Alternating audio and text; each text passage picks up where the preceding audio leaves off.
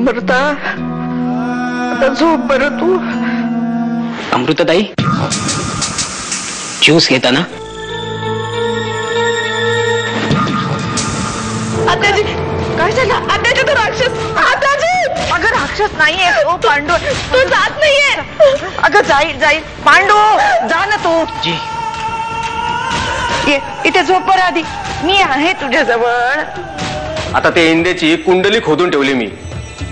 आता त्या हरामाला ना मागं पुढं कोणीच नाही, ना आई बाप ना बायका पोरं.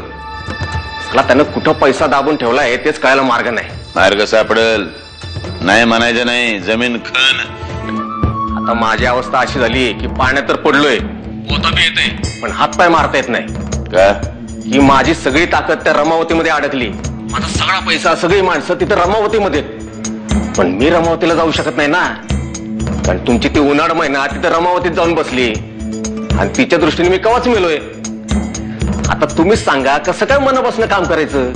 येशील येशील लवकरच येशील रमावतीला माझी वरात घेऊन माझ्या बायकोकडं. काय म्हणाले डॉक्टर जोशी? आणि त्या डॉक्टर कानेटकर पण आल्या त्या. काय काय म्हणाले काय त्या? नाही त्या काही नाही म्हणाल्या. नरसिंह मी तुला माझी शपथ घातली एवढं लक्षात ठेव. खूप शोधलं त्याने तुला. खूप खूप शोधलं. रात्रीचे दिवस करून तुझी वाट पाहत होते ते. डोळ्याला आलं नाही ग त्यांचा. आता सुद्धा तुझ्याशी बोलायला म्हणून आलं तर तू बोलला नाही त्यांच्याशी. असं का केलंस? असं नको ग वागूस. खूप प्रेम करतात तुझ्यावर ते.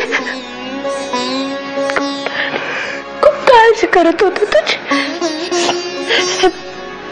आता उद्या आले ना ते की त्यांच्याशी बोलशील ना अमृता?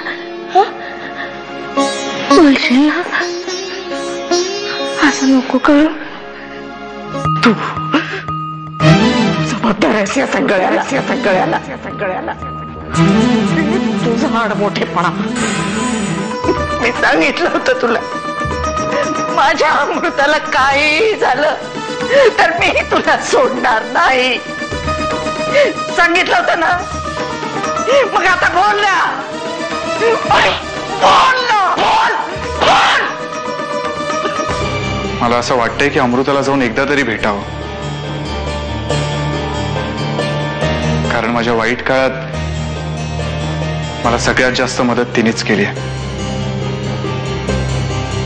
मलाही वाटतं त्या मुलीला जाऊन भेटावं. अजिबात नाही. मामा तू त्या घरात अजिबात जायचं नाहीयेस. इतके दिवस ठीक होतं, पण आता जर तो नरसिंह तुला काय बोलला ना त्याच्या घरात घुसून मारीन मी त्याला. लोकांनी मला काहीही म्हटलं तरी चालेल, पण मी या खोलीतून बाहेर येणार नाही. हो असं करून कसं चालेल? आत्याबाई म्हणतात तेच खरंय.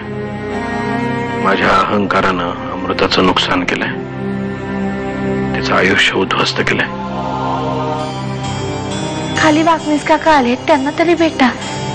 त्यांचं काहीतरी काम असणार ना तुमच्याकडे. तुला एकदा सांगितलेलं कळत नाही का? माझा अहंकार, माझी तत्व, माझी नीतिमूल्य युद्धात हरलेल्या सैनिकासारखी मलाच पाठ दाखवून कुठेतरी लांब पळून गेलेत. त्यामुळे मला बाहेर नाही जायचंय. कोणाच्याही समोर उभं राहण्याची लायकी नाहीये माझी. म्हणून मी तुला विनंती करतो, मला कुठल्याही प्रकारचा आग्रह करू नकोस. जानकीताई लवकर खाली चल, बाहेर पोलीस आलेत परशुदादांना पकडायला. काय? तू जा.